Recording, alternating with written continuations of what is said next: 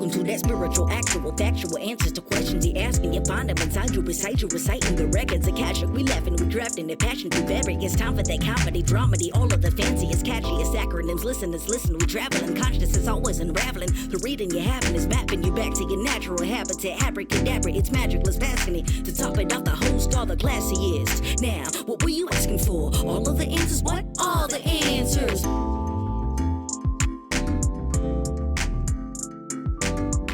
I don't know. The world, it's impossible. I know you're supposed to just literally never answer your phone is the thing and just call people back. I like never do.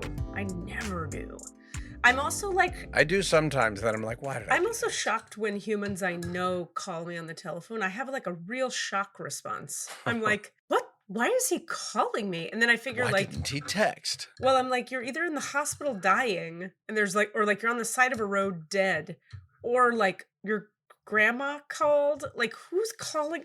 Otherwise, there's no reason to call in my mind. Do you feel that way? Right.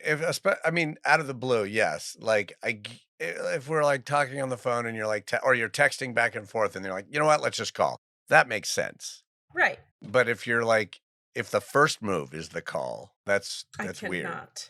I cannot relate to that. I mean, but it's you funny. used to. It's just the world we live in now. No, I know. That's why it's funny. I mean, I used to be all up in the phone and annoyed by texts, and then it reversed. Yeah. Now I'm like, why do you want to talk to me? That's the worst. I'm actually surprised because the Zennial that lives in my home. Yeah. I don't know what she's under 30, 20s, early mid 20s. Yeah. Like, and she actually talks on the phone a lot, like gets on the phone and then is talking to someone for a really long time while she's working or sewing or doing something. And it's not voice memos. No, it's exchange of words. It's in real time. Weird. Very weird. Like has her ear thing in and just is like often like I'll come in, I'll say good morning. She'd be like, point at her ear and be like, oh, funny. got the thing in. And I was like, oh, I thought that those young folks weren't doing that. Yeah. And I mean, we've talked about this on here a bunch of times, but I'm like, so the young people don't have sex and some people have sex, but like they don't have sex and they do talk on the phone. They're boomers. They flipped the script. They've sent us back in time. I had a thing this morning where I was like putting a couple things together off a couple woo-woo ideas, synthesizing the woo. This is appropriate for the cast. I was thinking about this thing that Ra says in Human Design where he talks about that by the year, so for a lot of years, according to Human Design, aka Ra, this one guy, right? Humanity's been like turning. It's like if humanity is like an ocean liner, it's been like slowly turning around and going toward this direction of real tribalism. Mm-hmm. But beyond, like we were in the age of collectivism, or at least people trying for giving half a shit about collectivism. And now it's like heading into a more tribalist thing. But also with this 2027 time period comes this arrival of a new kind of race of beings, like a new version of humans that is more evolved. And there's a kind of neutrality to them, a kind of non-gender to them, a kind of non-duality, a kind of higher form of functioning that's sort of arriving. There's also this super far out there idea where he talks about these beings called the raves, raves,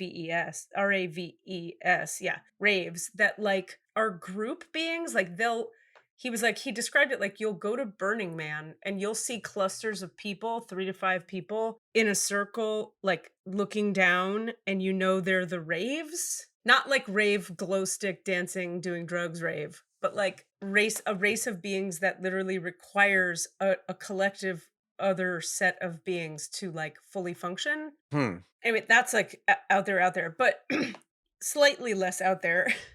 Is the idea that like humanity sort of like there's this whole transmutation happening of the solar plexus, to be specific. That center of the body is transmuting as we speak, and it's changing what humanity ultimately, our relationship to desire will be. Huh. Like how we relate to what we want, what we desire, what we think we have to have, Yeah. is present time transmuting and mutating. And I know about there's a lot happening by the 2027 mark is my point, and those are some of the things. And I was thinking about with the Gen Z peeps and what their aim is, like collectively they have a vibe of destroying structures, right? They're like, we don't believe in your structures, and I personally think they have good reason to not believe in the structures. They're all Yeah. fucked. None of them work. So they're like, we're breaking apart. We work for ourselves. Fuck streaming. Everything is fuck the structures. We're restarting. Boomers are dying and Gen Xers are uptight and we've moved on. Yeah. And there's a kind of, what comes with that is this kind of, like it would be easy to say from our point of view, people in our generations, like, it's weird that they're not fucking each other. I have to interrupt for a visual reason. Pause. It's totally just sidebar for 1 second. Yeah. Because I have to describe what I just witnessed, which was Katie drinking tea with an upside down, clearly you use the handle of the fork to stir the honey in, but then you left the fork tine straight up. And then all I could think of was the old jock. Well, yeah, it's the old doctor joke. Doctor, every time it hurts my eye whenever I drink coffee. I feel a stabbing pain in my eye whenever I drink coffee. And he's like, take out the spoon. I was like, and you like put a full-on pitchfork straight at your face when you're going to drink your coffee. That's reality. So that's the reality. It was funnier to me because I got to see it, but you know. I'm so used to my own idiosyncrasies that I'm like, yeah, it's a fork. What's the problem? But I understand. Yeah. From being outside of me, you'd be like, why would you try to poke yourself in the eyes? It literally just was like a panel of an old New Yorker comic strip or something. Right. Speaking of being old. The New Yorker cartoons. Uh-huh. They still exist. So my point being, eccentric fork-wielding people like myself are dying out. No. Well, I don't know. That's a whole other, I have other things to say about that. But anyway, I see it like the rise of trans folks' visibility, non-binary folks' visibility, young people giving no fucks what older people think, say, do, like the death of structures. Like I'm a lot, no sex, they're not fucking at the rates we did. It all seems kind of correct to me. Like it's easy to look at it and go, they're not fucking, that's weird. But when I look at like, what great, wonderful gifts did my having so much sex when I was young with a bunch of fucked up idiots. Right. It's not the best thing. Sex. What did it bring me? Really? And the need/requirement to have it causes a lot of stress and frustration and pain in our life too. The drive to achieve it. Yeah, I lost my sex drive like 2 years ago. I have like nothing going on. Nothing. No, I don't give a fuck. And I'm not sad about it. If I were single, I wouldn't ever think about it at all. I'd be like, oh, right, I used to do dick things. I don't care. Keep your dick over there. You guys and your dicks. I don't give a fuck. Like, I got stuff to do. Like, I think about, like you're saying, all the distraction of the dick. My God, the hours I've spent in pursuit of or running away from or do I want it? Wondering. I don't give a fuck. Yeah. So, but I have a partner and he has one of those and he cares, but like not in an aggressive, annoying way. He's like so easygoing about stuff that he's like, when you're ready. And I'm like, all right, sweet. What if that's never? Yeah. We'll find out. Anyway, my point is, I would have taken a different point of view a little while ago. Now I'm like, I think they're on to some shit. Go ahead, date your telephone. Be in the telephone. Let the technology suck your soul into it. You're not missing much if you never bone or if you bone a little. Yeah. And not a ton. And now the transmutation of desire, I don't see a bad outcome for that. I can't think of a single problem with that. Say more about the transmutation of desire, like what transmuting the desire for sex into something else. What is it that you're saying? Say more. The desire itself, the way you and I have desire in our bodies is undergoing on a big mass collective, like as humans, like the race of human beings is theoretically undergoing this it's transmuting, it's changing how desire operates in the body. And I know a bit about this one because it's one of my gene keys. So let me back up and explain a little bit. So according to the gene keys guy, Richard Rudd, there's 64 gene keys. And gene keys are like segments of the double helix DNA strand that makes the human. Okay. So a segment of the helix is a gene key.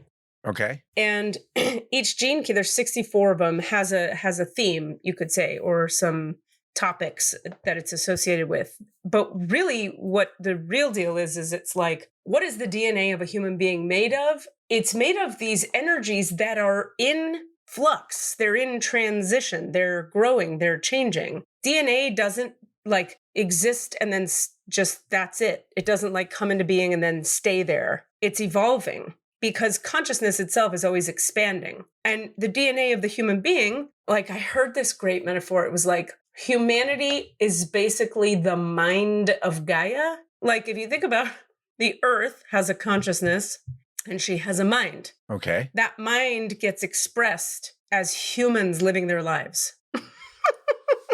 Okay.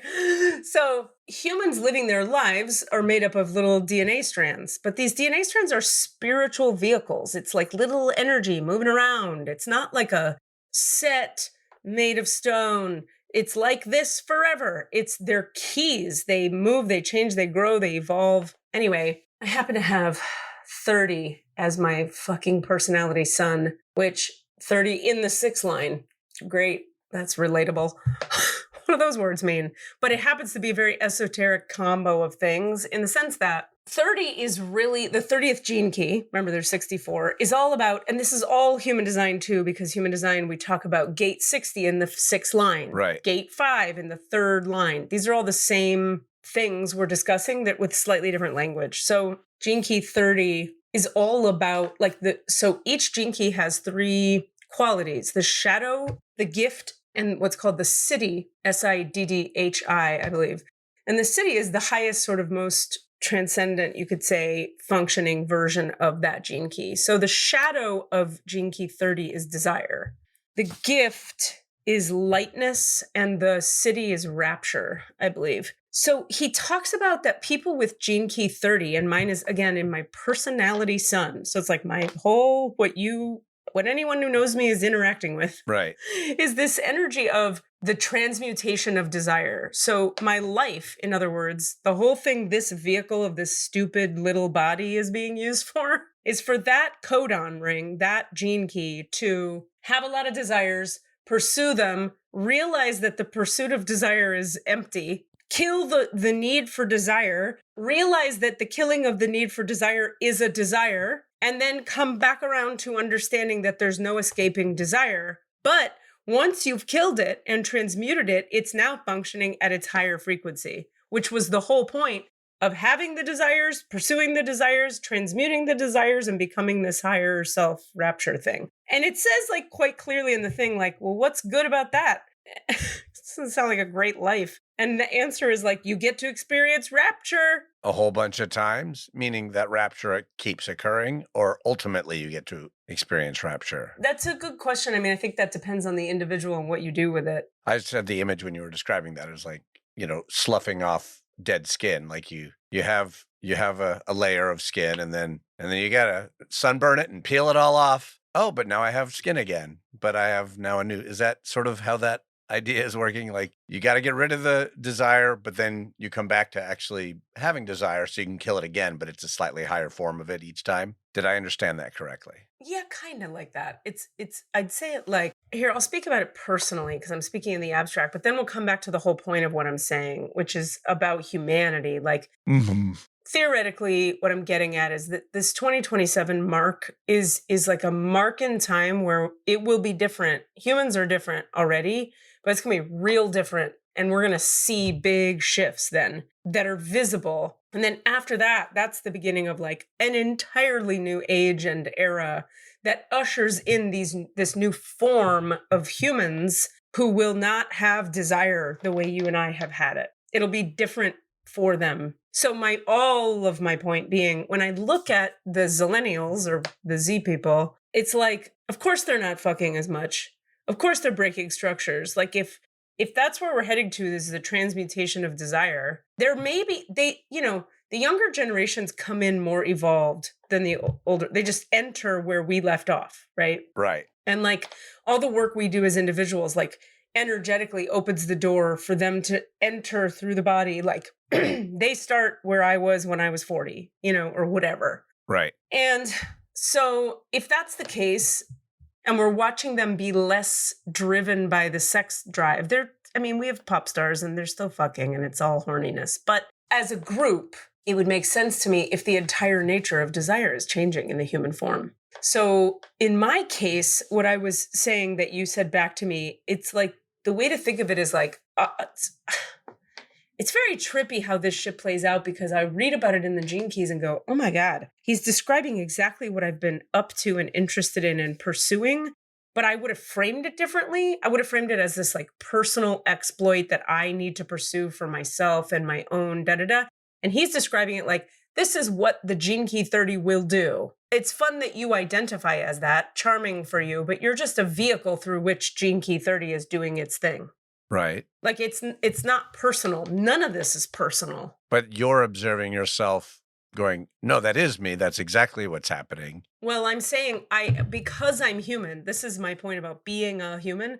We take everything personally. We think this is me and my individual self choosing my choices. And we think we're deciding things, right? And the more I look into this shit and the deeper I get into it, the more I see like everything I identify as and think is me, capital M, turns out like that's built in there, and I didn't fucking choose it.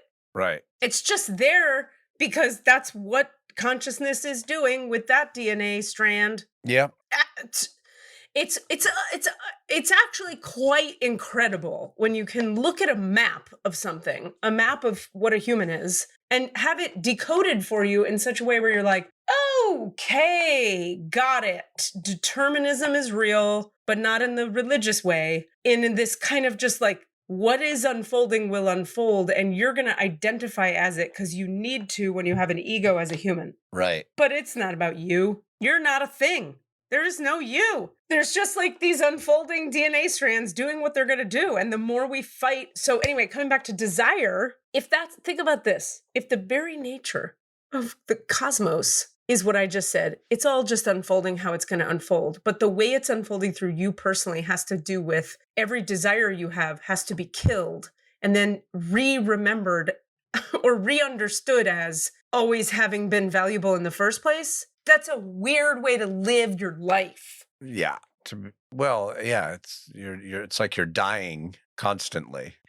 Correct. Every moment. Well, so, okay, here's what I was walking the dog today, I think it was, this morning, and I was thinking, well, I've done it. There's nothing left in here, like pointing to my body, going like, I used to be like on fire for this and that and passionate about this, and sex was a part of it, and TV, movies, acting, music, friendship. Who do I like? Who do I not like? Like all this shit, right? And now I'm like, there's nothing in there. There's nothing. It's like a quiet, empty vessel. And I'm like, this is what I worked for? What did I think was going to happen here? And I'm just like, I was looking for peace, and I get more and more of that every day. But I'm like, is this what death is like? Is it just peace is boring? Kinda. So then as I've been sitting with that, I'm like, okay, this has been a few weeks of me contemplating this, but like I was thinking about it this morning actively also. I was like, wait a minute, we got a bunch more years to live. Like, I know that. So how are we making, like, what, if I'm not, to back up, the reason I was so personally, I thought, driven to kill my desires, like transmute them, is because they were torturous to me. Right. It was very painful to constantly be, I need that man's attention. I need that next job. I need, like, for me, it wasn't like just light and fun desire that I had in the direction of gently. It was like it owned me, and it was this like painful fire burning in me. And I just discovered, like, if you just take a little divine light to it, it just goes out. It just goes, psst, like the fire just goes psst, out. Mm-hmm. And then you're just, not tortured by the constant clinging fire of channel 4138, I think it is. I have that channel. It's called the channel of clinging fire, and it connects the root to the emotional center. It's kind of torturous. Yeah. So the more I burned it out, the more I go, okay, it's really quiet in here, but now the fuck what? Now what? And then I'm just going to stop talking by saying, I've just been like, I'm going to need to commit to things. I'm going to need to like do stuff that I care about and commit to things kind of from a totally different place, because the old place, the lower frequency of the three aspects of Gene Key 30 is dead. So remember, it's desire, lightness, and rapture. And they talk about the one in the middle is called the gift. And the one in the middle is the blend of the highest one and the lowest one. And it's what you're supposed to build your life from. So in this case, lightness. And I'm like, that is what it feels like. I feel light and free, but I don't actually know, Cassidy, how to create from lightness. I'm familiar with how to create from desire. Right. So now I'm like, oh, this is a whole new fucking world over here. I very much vibe with what you're saying, and I can sort of witness not smaller, just different versions of that in myself. Of just, for me, it feels like cycles too, of like moments where I'm like free of the clinging fire, free of the need to have it be any other way than it is, the need to fix something, the need to get something, the need to, and then I can find the peace in that. And then there will be times when I'll be like, well, then that's wrong. Then you're dead. Right. You're dead inside. Yeah. So you need to get some fire. Right. Because if you don't, then you're pathetic. Right. Useless. There's no reason for you to exist. You're old. You're just there, taking up space. So you better get out there and create. But right. So, and then there are also moments where I'm like, no, I'm creating from joy. I'm creating from, I don't know about, so what is it? What are you creating from if it's not desire? Well, right. So I think it depends on the individual, because we would have to look at, in your case, what is your motivation in your chart? There's a motivation and a transferred motivation. My motivation is desire, but I now understand that I was really wrestling with that. I was like, hold on, if my motivation is desire, but desire's gotten me in all this trouble and I've killed all my desire, not all my desire, but a lot of it. Well, what the fuck do I do? Because now I have no motivation. But what I'm getting with the gene keys is it's the higher frequency of desire. Lightness is the higher frequency of desire. In other words, it's still a form of desire I'm functioning from. It's lightness now. And so, like, it brings me back to actually a lot of the access consciousness tools and a lot of those teachings where it's like, I mean, a lot of that was not okay, but a lot of it is just fine. Anyway, or I should say, like, some of that stuff was stuff I had to throw away. And yes, I am picking my teeth with a tea tree oil toothpick. I have no problem with that. Some people would be like, it's like you're clipping your toenails on the BART train. Isn't that funny? Like how we have our different things like that. Yeah, I got. There's no trigger there for me. Yeah, me either. Anyway, so I'm living into and practicing every minute. Like, okay, if that clingy, desperate desire isn't there, I definitely don't have the energy to like summon some up and get my fire on. I think that's just delusional. I'm not like, I didn't work this hard to now go backwards. Yeah. But the reason we even look at that question is because we don't have a lot of teachings in this culture about what do you do. Like, we're kind of just also talking about aging. Mm-hmm. Like, the older you get, the more you go, all that shit really doesn't fucking matter. Like, I used to have this 65-year-old friend. I've had a few older women friends, and she would look at me and be like, oh, man, I do not envy you all those hormones you still have going on. Because I'd tell her some story about some dating situation I was in, and she'd be like, God, I'm so glad to not have those hormones anymore. And I'd be like, how can you be glad for that? You're dead. You must be just dead. And I get it now. She was free. Yeah. Now, is it dead or is it free? It's dead according to the perspective of youth culture, and our whole American society is built around youth culture. The youth is like, you know, what we're selling and buying, and they're all about sex and desire. But as it turns out, they also aren't. Right. Now that's a whole other, like, what will they sell? Like, what will Hollywood be about once there's no, you know what I mean? Yeah. It's what do we do without desire? Yeah, but not so yeah, it's the different forms of how it shows up too, as I mean, it's kind of Well, like that's what I'm saying. We're talking about it's living. healthy or unhealthy or yeah. No, we're just talking about living from one frequency or another. Right. So you have to think of it as like a pitch. It's not living without desire. It's like the form of desire. If it's lightness, you can live from that. I'm just discussing and establishing and verbalizing that it's a challenge to switch from living from one entire way to an entirely new way of living. And like, here, I'll speak a little bit about what I know about living from lightness, like what I've been taught, and then kind of like the downloads I'm getting about it. None of this is like stuff I'm yet good at internalizing or existing from, but I know these things. Which is to say, when we're creating from lightness, it's like we can make choices for what creates more, what brings us to more lightness, what's easiest and most abundant creating, what's most nourishing, what's most beneficial to our body and nervous system. Like there are ways to create from a sense of lightness to have more lightness. It's just that when you're an addict person like me who clinging fire says it all. Like if that channel, like I'm like the queen of the clinging fire, but because I was the queen of the clinging fire, it was so torturous. I just like transmuted it, but I didn't realize how different it would be to live from lightness and go, well, I'm just going to choose what creates more kindness, what creates more connection, what creates more abundance, what's easier, what's more restful, rather than in the pit of my stomach, I have to have this couch, this man. Does that make sense? Yeah. The way they would say it in Access is they would say, choose the thing that feels lightest when you think about choosing it. Well, that ties in also with the sexual desire thing too, where like it rarely feels good when it's from this sort of must get and feel bad if I don't, or instead of that. I mean, it's something I've discussed with the pod recently on, you just said the word choosing, like with me and Denise, where it's just like it feels great when it's just like I'm choosing this now, not must have. It's just, oh, cool. This will be nice. Right. This will be a lovely thing when it is. Right. And the minute you start grasping for it, it feels less good. Yeah. How's all that going? Pretty good.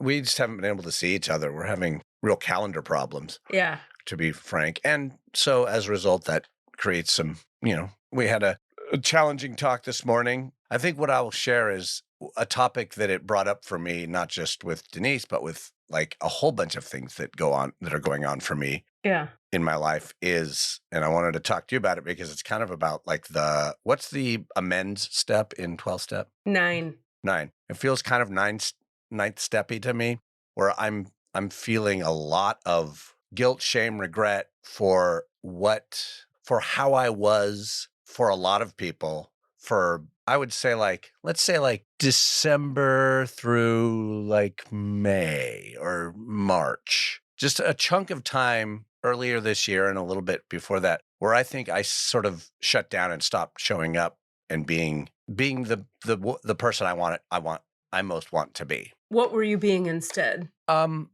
Just selfish, withholding. I just feel like I wasn't giving.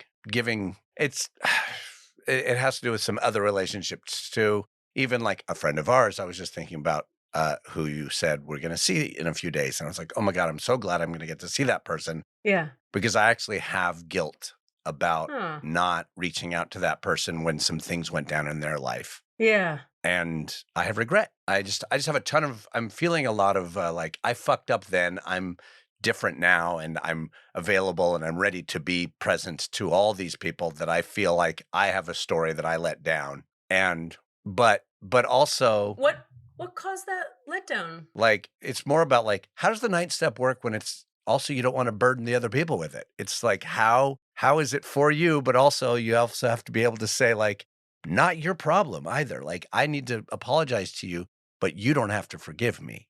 Like how does that work? Does that question make sense? I think so. I have a bunch of things I could say about that. Yeah. Yeah. For sure. Before I do, I want to answer that. Can you shed a little more light on this is cool. This is a good topic that I think will be helpful for a lot of people. So I'm glad you're bringing it up. Yeah. That's why I brought it up. What happened inside of you to shut you down? That's the part I don't totally have identified. I have a theory. Okay. But I'm making it up only based on what I know about what you've told me about things. Yeah.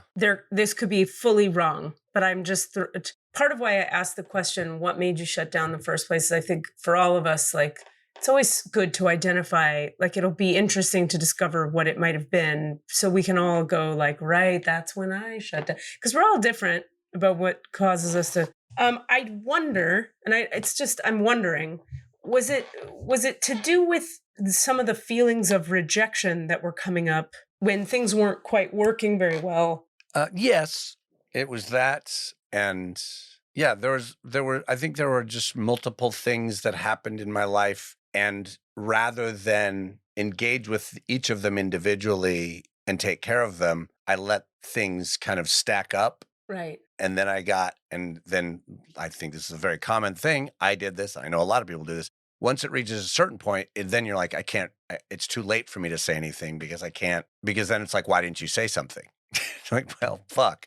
Now we're stuck in that place. For sure. And like with Denise, we've done really well where we finally broke that. And now like something came up this morning and I was like, what the fuck no, that what? No. And I got sad and I got mad. And instead of letting that just simmer, I reached out right away and said, wait, what? That's cool. And we talked about it. But we weren't doing that. And with some other relationships, that was happening and I wasn't doing that. And then they reach a point where that stacks up and I get shy, what I call shy. I don't know if shy is the right word, but yeah, sort of like, well, I'll just like awkwardly pull in on myself and just not say anything to anybody ever. Right. Sure. Yes. I get that. And then the message that the friend gets is, oh, you're not available to me or you don't care. Yeah. Uh-huh. Good for you. This is a great thing to own. So, and I don't feel that way now. I feel very open. Like, I feel like I'm ready, but now I'm like, there's some of these relationships that I'm like, I want to just walk up and go, hey, I'm sorry, basically. I'm sorry. I don't like who I was for several months and I feel like I damaged something. Yeah. But I'm still feeling some shyness with some of those relationships to do that. Gotcha. Okay. I gotcha. Well, the way it's taught in 12-step, if this is helpful, is you approach the person first by saying like, I've realized I was not being my best in your case, December to whatever you said at this during this time period recently. And I'd like to apologize to you for something. Is now a good time for that? Do you have space for that? Would this be okay? Yeah. And you ask them if you can. Yeah. And then that way the person knows the conversation they're stepping into, or they can go like, I can't right now, or what, or no, or, oh, sure, what? Yeah. Yeah, of course, or whatever they're going to say, right? Yeah. And if you approach it with a real question, like, I'm feeling bad about something I did in our relationship recently, would you be open to me, like, making a little bit of an amends here, or, talking with you about what I feel I did badly? Yeah. You just let it sit, and then they respond, and 9 times out of 10 they go, sure. Right. So then it's like you just name the thing and own it. You say, this happened, you needed this, I did this, I wish I had done that, and I'm really sorry I didn't, and I want to know, I want you to know I'm available for whatever will make it right. Yeah. Now, what I want to say for you, that's like the structure of how to do a healthy amends. Right. In terms of the words you say and the approach and all that. Now, for you and for the listener, sometimes there's this thing in spiritual circles, or even just like, I don't even know what the fucking word is, the Bay Area, and like artsy circles, where we take this idea of letting it go, forgiving yourself, being gentle, being kind to ourselves and others as an excuse to never own when we've made a mistake. Yeah. Or as an excuse to say, well, I'm not going to beat myself up about it, so I just won't own that I fucked up. This is a very good topic because this is the other part of it. It's like, how does one forgive themselves without it just being a fucking cop-out? Exactly. So that's where it can take having the help of an outside person to help you ascertain, is this something that feels bad enough to me that I need to make an amends to the person? Or is this something where I can do what's called in 12-step a living amends, where going forward, I commit to never behaving that way again. Yeah. In other words, I don't bring it up to them and make it their problem, but I just behave better. Yeah. Or behave how I'd like to be behaving. The key there we talk about is except when to do so would injure them or others. Yeah. So if bringing it up is going to injure them, if you're like, hey, by the way, I cheated on you last month. Sorry, my bad. Whoops. Then you're kind of a douche. Right. But now let me be clear on the cheating topic and how people feel about that's just an example I'm using as because it's triggering for people. I'm trying to make a point. Yeah. That is to say, some people might not have guilt about that, and that's a different conversation. But if you have guilt about you've agreed to a monogamy or a trinogamy or whatever you've agreed to, and you've broken the rules of what you've agreed to, the guilt you feel when breaking the rules of something you've agreed to is a healthy, normal form of guilt that is there to show us when we're out of line. Right. With ourselves and our own integrity. So we don't get to spiritually bypass that by being like, I'm just going to be gentle with me. Just self-care, forgiveness, and me and self and love and me. No, if you feel bad about it, you might want to try making an amends or talk to someone who can give you some perspective about whether that thing is amends worthy or whether it's the kind of thing that in giving the amends is going to cause more harm than good. Right. But so in your case, if you'd be open to sharing what one or two of them are, we could parse through. Will it harm them? No, I think I don't want to do that on the podcast. Okay. To be perfectly honest. I'll probably talk to you about it separately. Sure. As my friend. Yes. But I actually these are ones where I'm like, yeah, not quite there on the public level. I gotcha. That's totally cool. But thank you. Of course. Yeah. Yeah. Does that feel clarifying, or is there that helps a lot. And I think I did want to bring it up, not just for myself, because I actually do think it's a very, very juicy topic. The idea of like, where do you balance your need for fixing something or to make things better, but also you don't want to burden the other with your need to make it better. But I'm confused about that because you're putting a lot on that. I don't understand. I need the example. How is it a burden for you to say, hey, I'm really sorry I wasn't available for you? How is that a burden? I think it was more I think you actually answered the question, which was just ask, hey, do you have time? Oh. that level of burden of just like, hey, you need to make yourself available so that I can make amends. I see. You know what I mean? That idea that like my amends, I don't know, need to have priority in your life or whatever. And that's me working through my own, privilege levels and maleness and centering of self and trying not to do that. But okay, great. Thank you for bringing that up because Eric was saying this yesterday about there's a difference between trying to be considerate, etc., and not owning our needs. Yeah. Like there's a way that, and I'm not saying actually that this is what you're doing or would have done, but this brings up the topic of, this happens a lot with women. It happens a lot with a lot of people, but we say something like, well, I mean, I feel like blah, blah, blah, but I don't want to put that on him. Yeah. And it's like, okay, except what is the need you have under that? It's not about you feel and what an annoyance you are for feeling something. It's about you feel something because you have a need that is not getting met. Yeah. And what we like to do as people is do various forms of not owning our needs. Yeah. So like, I'll give you this, here's a silly example, but it came up the other day. I was getting my eyebrows waxed. And the woman waxing my eyebrows was 22. And I know that because she told me. Just had a kid, a baby, with a dude who's 21. It was the day I was getting waxed. It was the woman who was waxing me's birthday. I knew this because there was a happy birthday thing on the door of the room. And I said, is it your birthday? She said, yeah. I was like, oh my God, happy birthday. We did that. Yeah.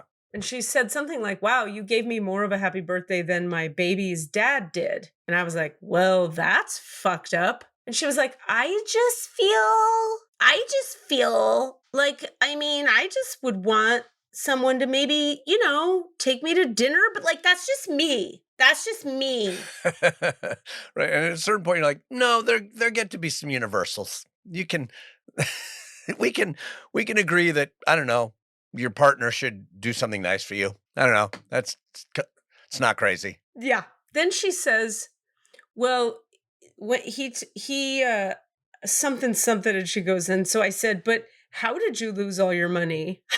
And I go, wait, back up. Apparently, he's blew all his money before her birthday and didn't have any money to spend on her. And instead of saying, hey, I screwed up, I didn't prepare, I don't have any money, I want to take you out, I'm feeling bad about not being able to, I'm an adult telling you what I did, how I feel, what I wish I had done, and being kind enough with yourself to not be like, and I'm a terrible piece of shit. But you could also just say, I fucked up. Yeah. I should have put some money aside and I didn't. And I'm so sorry. How can I make this right? And then she was saying all he would have to do for me is like just show up with a balloon or just show up. Yeah. And he told me he's not coming to the party. And so we've been fighting for a week. And I just learned today the reason he's not coming to the party is he doesn't have any money to pay for the dinner and he feels bad about it. And she was like, if he had just said that's what was going on, I would have been fine. Yeah. So what she's naming is that her need was for him to care and try to connect. Yeah.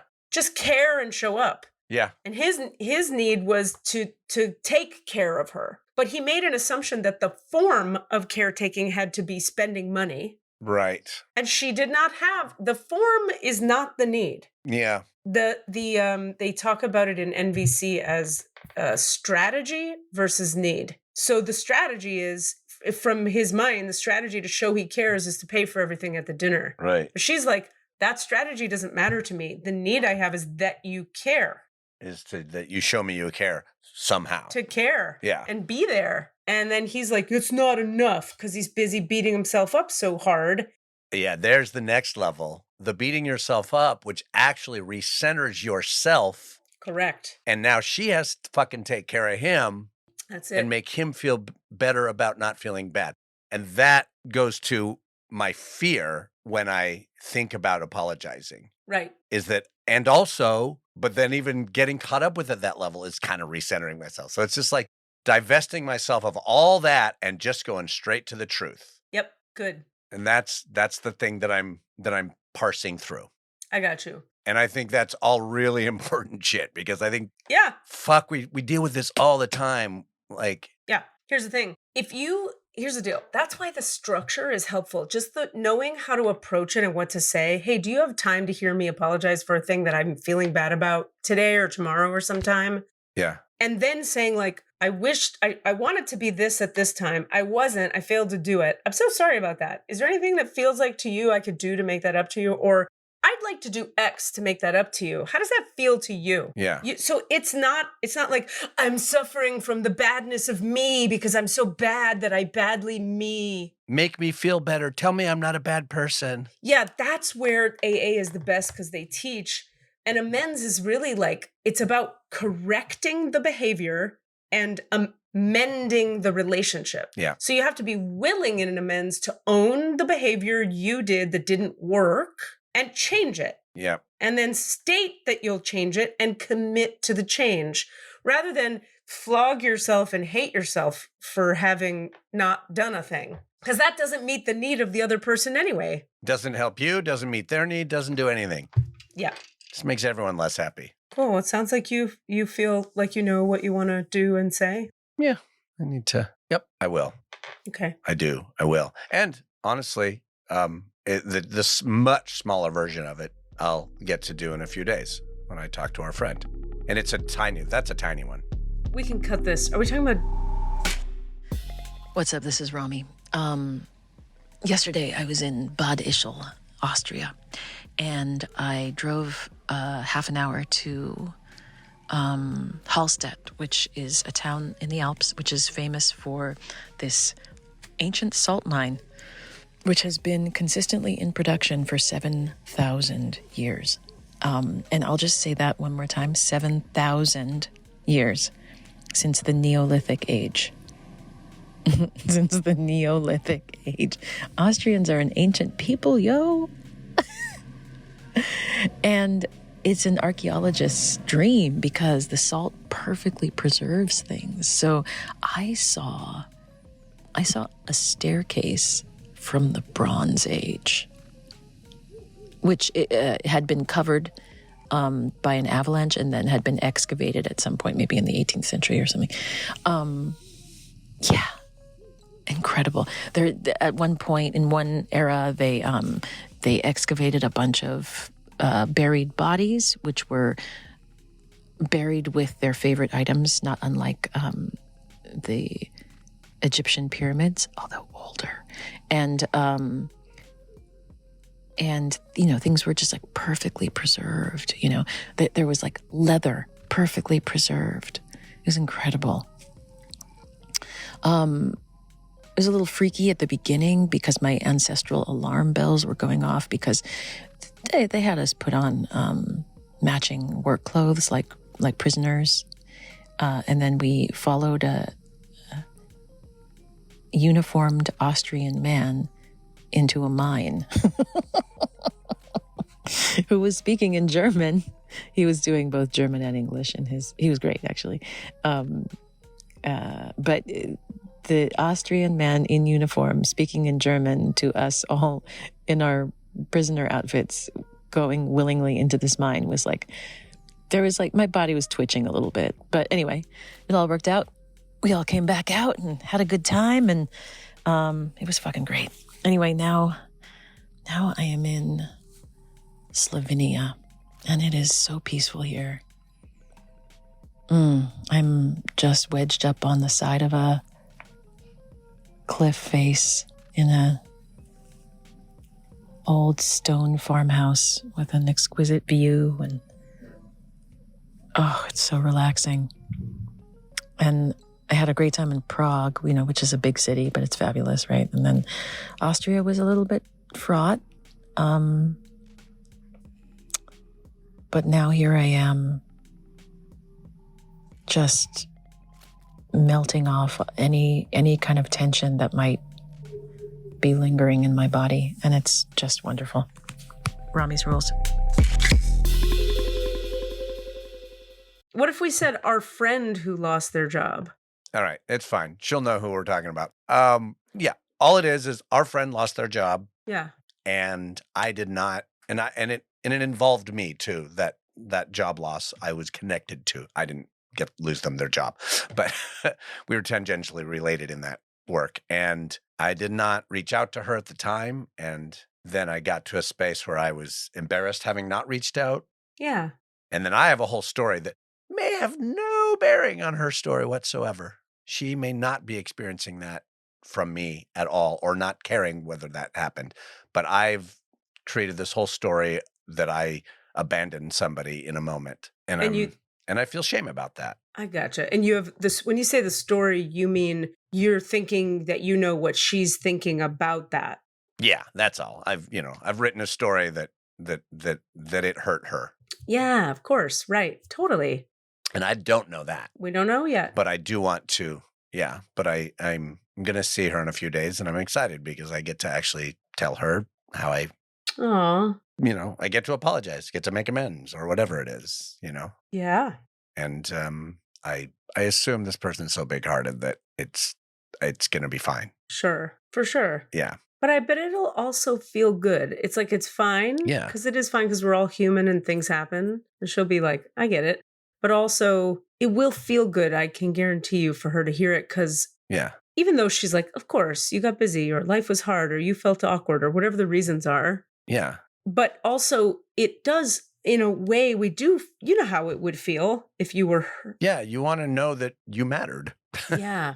Yeah. Like, oh, I did matter. Good, I do matter. Yeah. Yeah. That's great. That's cool. It's going to be great. All right. You'll figure out how to edit that shit together, because we said some things, we said them again. Fun times. No, I think you just cut out the first version where you say the name, and then you keep the second version where you don't. Yeah, it's easy. Perfect. You also didn't really reveal anything too. No, it wasn't too juicy. Trying to think to make you feel not alone in this. What is the most recent amends I had to make? I feel like they happen all the time. I mean, when I have an opportunity, okay, let me just say, when I have an opportunity to do these in any form, they feel fucking great. And I do it on the smaller form constantly. Yeah. If I see I fucked up and I can tell someone I fucked up, Yeah. I love that shit. Yeah. Because that's a moment of growth. Yeah.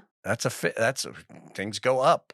That's all. I like it. So it's just when they get to a certain size, I get freaked out. Right. Because it feels like it's too late. Yeah. Yeah. Yeah. Gotcha. For sure. I had one that was like, because it was money related at work. I want to think of a personal one though, because I mean, those are so hard. Oh, this is an interesting one because that's an interesting one. Because what do you do when the amends you have to make is about how your words were received, but not what you meant or what you said according to you? That's hard. That's a big one. Because then you're like, wait, is it an apology? Because it's complicated. I actually don't think I did anything wrong. But then you have to expect it and be like, no, that is what I said. So, well, I've learned this phrase that's like, I'm really sorry it landed that way. Yeah. I get how it could have landed that way given how I said it. Yeah. And I'm really sorry. That's not the impact I want to have on you at all. Yeah. Or the meaning. I mean, we had that a while ago. We talked about one that was 15 years old. What was it again? Where I said something to you. Yeah. About you not being able to make it in the Bay. Oh, yeah. Uh-huh. And it burrowed a hole and it took root and became a long-standing feeling. And it was good to be able to go, that is not the impact I intended in any way or what I even meant. Yeah. So that was a great one. That was a good opportunity for yeah. Yeah. So just to finish the thought, what I was going to say is like, the first part of the thought is, it's like, I'm so sorry that it landed that way. It's definitely not what I meant, but I can see how my having said it that way could land that way. I totally hear you. And I do apologize that that's how it came out of me. Yeah. And that's how it landed. What I meant was blankety blank, but I'm still really sorry that I said it this way and it landed that way. Yeah. That can be a hard one depending on how angry the person is at me. Yeah. Cause they could still take that as, well, I'm sorry you heard it that way. But also they could take it as, yeah, you were an asshole and you fucked up. When really, like, you were saying, like, I love you and I'm hugging you. Right. And they heard, you're fat and ugly. Yeah. And you're like, wait, but I really didn't say that. Right. You know? Yeah. It's tricky. So then you just got to go like, I'm really, truly sorry it landed that way. That was not my intention. What I meant was like, you're stunning and you look good in that dress. I'm so sorry I said it in a way that landed that way. Yeah. Not my aim at all. Yeah. And I think for me, that holds both. Like, then I'm getting to say like, here was what I meant, but also like, I'm sorry. Yeah. That it came out, in this way that hurt. Yeah. So I had one of those a while back. Now I forgot what it was. Well, here, I'll do the work one. Okay. Just so you're not alone in sharing a vulnerable thing. Thanks. I screwed up so like with staging, there's the fee you charge up front to do the job and all the like itemized list of everything you're going to do and all the people you're paying and what it costs, it's like, it's all there. And then 30 days later, for me, I do a 30-day contract. They have to pay another amount to keep the stuff another 30 days. So I write that information into the initial invoice. It says like on day 31, you'll need to pay this amount to this place to keep it for another 30 days. We'll remind you a few days ahead. So everything is clear up front and nobody's like, what? We have to what? And this is very common in the industry. People know they have to pay you again. Right. When the time is up. Okay. I typo'd a very expensive job. Actually, you were on it. It was the one out in San Ramon, the big one. Mm-hmm. I wrote, that job was, let's just say, so that we're not getting gross and talking about money, let's say that job was $10 million. Okay. Which it was not. But I'm saying, let's say that was that number. And what I should have charged them to re-up that was like $3 million. Right. That's kind of how the percentages go. Right. I charged them $1. Like on the, like metaphorically, right? Yeah. Percentage. So I wrote that on the invoice accidentally because it was a copy and paste from a previous invoice for someone else. Oh, shit. It was just a mistake.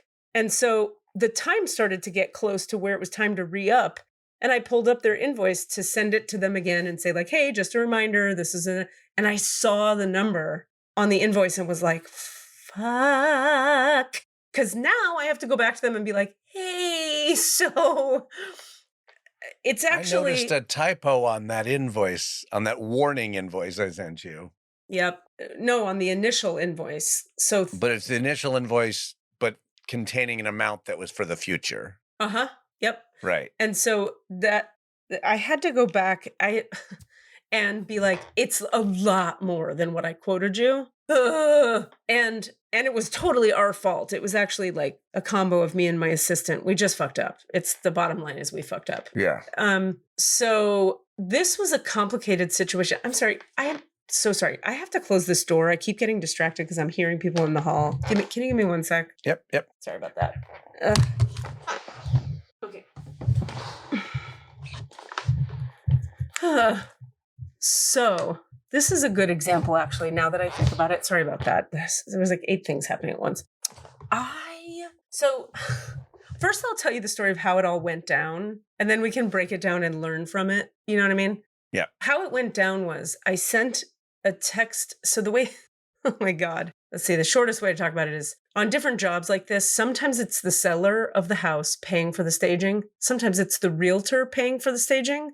Other times they're splitting it. And each job is different and you never know until you're on the job and they tell you what they're doing, if you're lucky. And sometimes they don't even tell you. Okay. In this case, they were splitting it and it was a large amount. So I texted the realtor and said, dear Janine. Always. I am so sorry. I made a huge mistake. On this invoice, I said the re-up amount was this, but it's actually because we rented so many items on this job and it's going to cost me this huge amount to re-rent them for the next month. I have to charge you actually this number for you to keep all the stuff for another 30 days. I screwed up because it's my fault. I'm happy to discuss this number with you and come up with something that works for us both. Like I'll take the hit basically. And like, we can have a conversation because if it's going to screw you up really badly, I'll take some percentage off to make up for the mistake. Yeah. Now I'm thinking, knowing with all my amends training and I've made a million amends and I feel good about owning my stuff and putting it out there and being real and saying I'll make up for it, but also like, I'm so sorry, I'm like, I'm good. No response. Now, the problem with no response in this case is that it was 10 days away from when the rental company was about to charge me a huge number to re-up the stuff. Okay. I don't have that number. I don't have it. Literally don't have it. Yeah. I can't do it. So I need the realtor to pay me the amount to keep the stuff in order to pay for the stuff. Yeah. Okay. So she doesn't respond. 2 days go by, 48 hours. Now it's like 8 days until this is going to happen. So I give her a call. I'm scared. I don't want to have the talk, but I give her a call. She doesn't answer. I leave a voicemail. Hey, Janine, this is Katie again. I hope you saw my texts. So sorry to bother you. Long story long, I screwed up. I wrote the wrong quote. It's actually this. Can you give me a call so we can discuss how you'd like to proceed? Like, I'm happy to help out if it's a stress, No response. 2 more days go by. Now it's 6 days before they're going to charge me this money. I'm sweating. It is the most sweaty, horrible thing. Now I do a voice memo. Yep. Right. So I've done a lengthy text. I've called her and now I'm doing a voice memo. Hey, Janine, it's Katie Rubin. Just making sure you saw this text and got my voicemail. Here's the situation. I lay it out again. No response. 2 more days go by. Now it's 4 days before this is going to happen. And I'm like, this is a big chunk of money and she hasn't fucking sent it yet. Is it even going to get to me in time? Like, how are we, which it totally can if she does it right away, but like. Right. So I sent an email. Yep. Hey, Janine, here's the same, all of it right up. I'm not hiding anything. I'm totally clear. I just need this to get handled because they're about to charge us in 4 days. During that whole time, I got one response. It all got kind of blurry because it took so many days and I was getting no response and I was so stressed because I didn't know what was going to happen or how it was all going to work. She shot me one quick one-liner text. I don't understand why we're talking about destaging so early. I've never had a stager want to destage 3 weeks in. And I write back, no, we're not destaging. in order to not destage, we have to re-up with the rental company, which means I need you to pay this amount, not the amount I quoted you. I'm not saying we're going to destage. Yeah. No response. So the one response I got from her in 10 days of negotiating this problem was misunderstanding completely. Not at all addressing the problem in any way. And now more mad at me because she thinks I'm somehow saying I'm going to take all the items out. Not saying that in any way. Nope.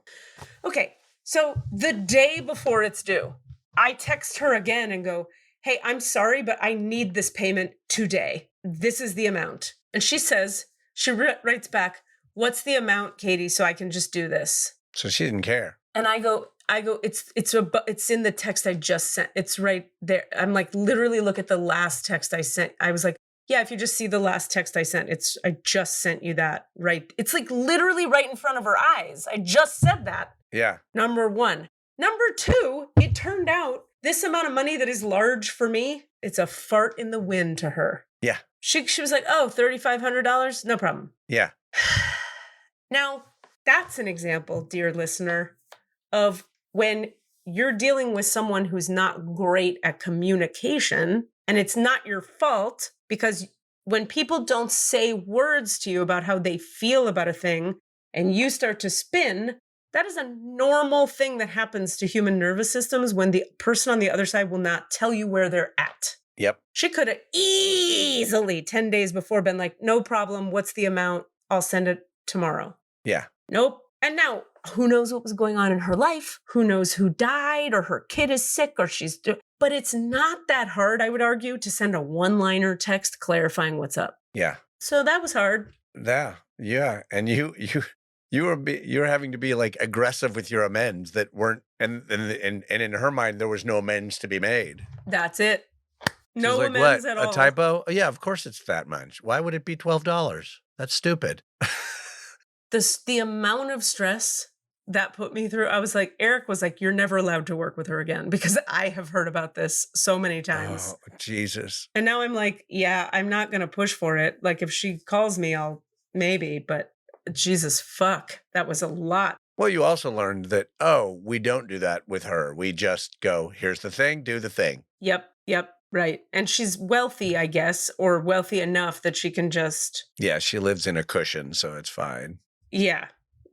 That's the thing about margins. You operate on different margins than she does. Right. Yeah, that whole fart in the wind thing is so frustrating because you're like, we're not even talking about the same reality. So what I consider a huge mistake, because if someone made that mistake on me, it would fuck me. Right. Because the scale is, and on her end, the scale is like, I thought that the cheeseburger was going to be $12 and it was $13. I don't fucking care. Exactly. And then you're writing a whole narrative about like how much they care. And because in your reality, $3,500 or a hamburger would matter. Yeah. But to them, that's why like communication and questions they're just so important. And when we get avoidant of asking questions and communicating out of fear of the conflict itself, we create a second problem, which is the narrative in our heads. But then sometimes, like in my case, you have somebody else creating that problem and you by can't not responding. And they're actively not. That did snowball because of their failure to communicate. Correct. When communication was being actively requested. That's the difference. Yeah, that's huge. Guarantee you in her mind, because of how realtors tend to be, I guarantee you she has a narrative about me now that is something not good. Like, oh my God, she like texted me and then she emailed me and then she called me and it was like, just fucking tell me what you want and I'll pay you. I had already told her. I had told her quite clearly in each form of communication. She just didn't get it. And anyway, I guess, yeah, maybe other stagers she works with don't have I'm new, I have no margin. Right. But maybe the people she's worked with before just are like chilling in the wind. Like, yeah, whenever. Send me that $3,500 whenever. Okay, well, I'm not there yet, so. Oh, God. Well. Anywho. I have to get going. Okay. I just saw what time it was. I love you. Love you too. Thank you so much for everything. I'm excited to see you on Thursday in human form. Happy 4th of July, everybody. Yeah, and I don't know when you're going to hear this. Our dear editor is in a moment of transformation in his life, so very exciting. But he's very busy. Well, he's moving. He's moving houses. He's moving houses, so it's a big deal. You might hear this in 3 weeks or 2 weeks. I don't fucking care. It's fine. You guys will be fine. Love you. Bye. Love you. Bye. Do your work or don't. I don't care. I care. I care. I really care. I care. Please do your work. We care. Just do your goddamn work. I fucking care. I Do your fucking work. care. I so care right now. Bye. I care. Bye. What are you asking for? All of the answers? Say what? All of the answers? Yeah, all the answers. Hey guys, thanks for listening. We'd love to hear from you. Please email us with your questions so that we have questions to answer in the Akashic Records. Our email address is allanswerspod@gmail.com. That's allanswerspod@gmail.com. And if you'd like to find us on Facebook or Twitter, it's @allanswerspod, @allanswerspod. Thank you. Well, Miss Bennis, cartoons are like gossamer, and one doesn't dissect gossamer. Well, you don't have to dissect it. If you could just tell me why this is supposed to be funny. Oh, it's merely a commentary on contemporary mores. But what is the comment? It's a slice of life. No, it isn't. A pun? I don't think so. Walstein? That's not a word. You have no idea what this means, do you? No. No. Then why did you print it? I like the kitty. Mixed and edited by Desmond McNeese for We Mixed It, LLC. Go to whatsoundsawesome.com. Flash of lightning, Elaine. I just realized why I like this cartoon so much. Oh, do tell, sir. It's a Ziggy. A Ziggy? That irreverence, that wit, I'd recognize it anywhere. Some charlatan has stolen a Ziggy and passed it off as his own. I can prove it. Quick, Elaine, to my archives. I see Ziggy's back at the complaint department. The New Yorker is stealing my ideas. See, that's funny. Because it's real.